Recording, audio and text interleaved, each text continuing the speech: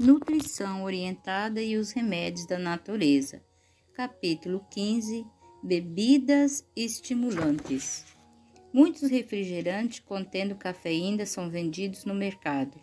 Os principais entre eles são as colas, alguns dos quais, conforme se verificou, contêm de 20 e mais de 40 mg de cafeína por copo. Seus efeitos deletérios no corpo são muito semelhantes aos da café e, além disto, ainda se deve considerar o efeito de sua grande quantidade de açúcar. Algumas colas detêm a ser altamente ácidas, de modo que seu uso habitual produz erosão no esmalte dos dentes. Quando imerso em refrigerante carbonatados, os dentes humanos ficam descalcificados dentro de 2 semanas, a não ser em situações muito especiais. Não precisamos de nenhum tipo de estimulante. Todos os estimulantes, de quaisquer que seja a espécie, são danosos à saúde. Não podemos classificar nenhum deles como alimento ou fonte de vitamina para o bem-estar do homem. Café, mate, chá preto, chocolate ou cacau, cola, coca, guaraná e outros mais usados em forma de bebidas ocasionais ou regulares são todos altamente prejudiciais à saúde.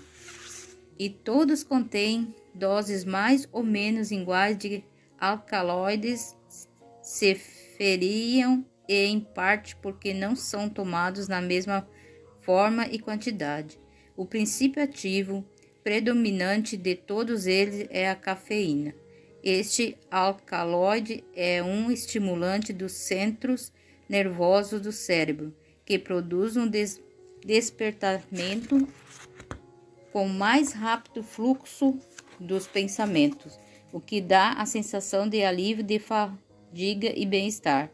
Mas esse resultado não deve ser considerado benefícios, visto como são produzidos à custa de enfraquecimento posterior e maior univiamento do cérebro, cerca de 24 horas após a ingestão da droga. A cafeína, mesmo em doses moderadas, produz um prolongado aumento de secreção estomacal, provocando o surgimento de úlceras.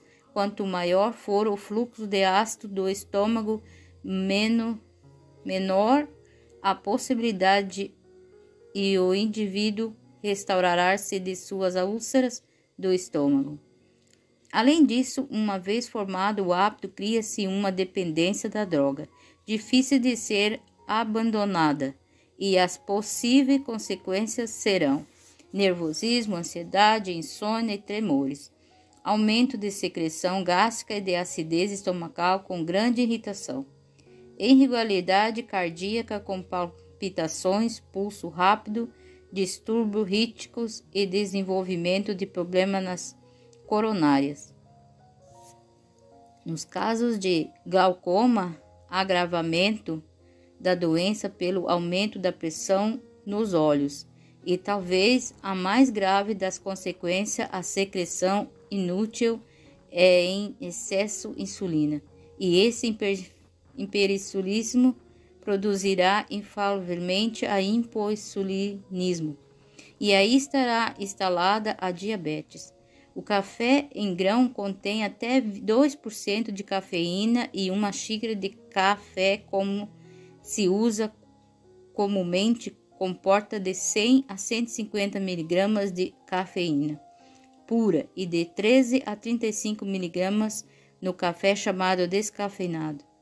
De uma única espécie de refrigerante são bebidas diariamente em todo o mundo cerca de 100 milhões de garrafas contendo algumas toneladas de cafeína pura, suficiente para viciar os seus usuários, especialmente as crianças, e isto sem mencionar os demais ingredientes, também perigosos. O chocolate é em suas várias formas ou sob diversos nomes comerciais, contém boa quantidade de cafeína, mas um de seus grandes males é que, alinhado ao açúcar e ao leite é juntamente o ácido oxalaico inorgânico que constitui um tremendo descalcificante, contribuindo para o enfraquecimento do sangue, dos ossos e dos dentes, sendo muitas vezes a principal causa da anemia. Assim, de forma rápida e resumida, condenamos o uso de qualquer bebida estimulante, quer seja café, chá mate e da Índia, chocolate ou refrigerante. Em primeiro lugar, porque absolutamente não precisamos de estimulante para manter a saúde, como o cavalo não precisa de chicote para ter força. E em segundo lugar, porque exceto os alimentos líquidos como o leite e os sucos de fruta e de hortaliça, é a água que bebemos. Não precisamos de nenhum outro líquido. E por uma orientação errada que os homens se habituaram a empurrar o alimento para o estômago à custa de goles de café, chá ou refrigerante sem mastigar e sem saborear o gosto daquilo que come. Daí resulta má digestão e suas consequências.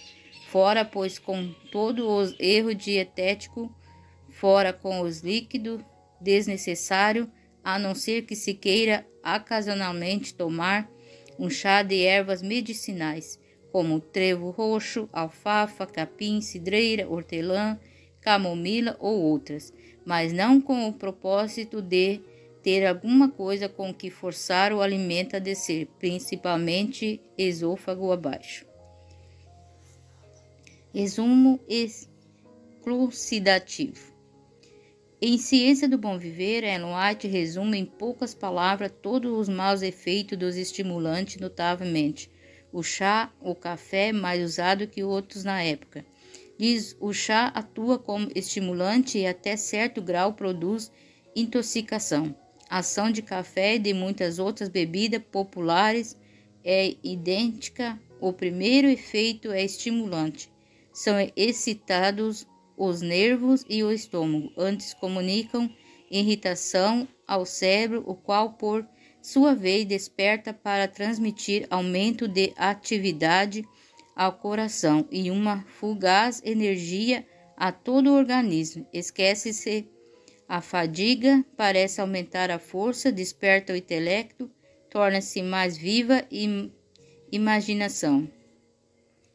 Em virtude desse resultado, muitos julgam que seu chá ou café lhe faz um grande benefício, mas é um engano. Chá e café não nutrem o organismo. Seu efeito produz-se antes de haver tempo para ser digerido ou assimilado, e o que parece força não passa de incitação nervosa. Uma vez dissipada a influência do estimulante, abate-se a força não natural, sendo o resultado um grau correspondente de languidez e fraqueza.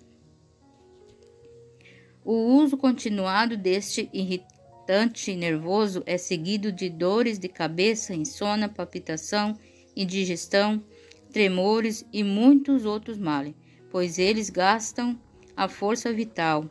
Os nervos fadigados necessitam repouso e quietação, em lugar de estimulante e superatividade. A natureza necessita de tempo para recuperar as exaustas energias.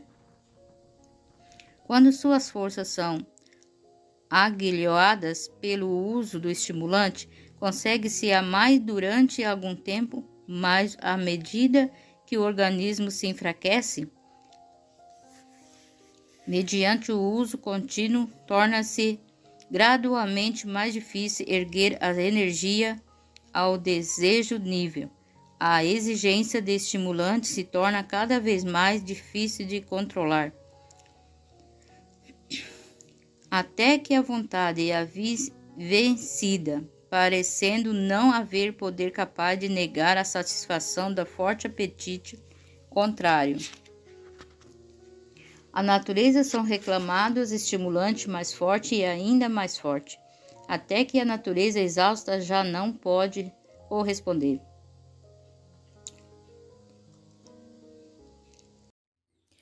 E que dizer do café de cevada? Não há nenhum mal na cevada com cereal, em forma de alimento, mas há um positivo mal no que quer que seja torrado à moda brasileira, desde que o cereal seja torrado a ponto de ficar preto, como se faz usualmente o grão. Observe todos os gases altamente venenosos da fumaça, que são depois transmitidos no líquido ingerido, e aí maior vítima será o fígado.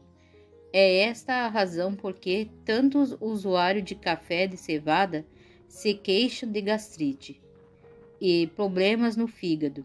Assim, embora a cevada seja um excelente cereal, torrada se torna prejudicial. Na Europa e noutras partes se tostam os grãos para ficarem pouco mais que dourado, juntamente com o malte. Esses grãos inteiro ou apenas quebrado, não moídos, são fervidos por alguns minutos e dessa cocção resulta uma bebida muito saborosa e cheirosa, um excelente alimento, mas tomar cevada queimada só para imitar o café nunca será café, e depois de tudo, mesmo sem a cafeína, ainda é prejudicial.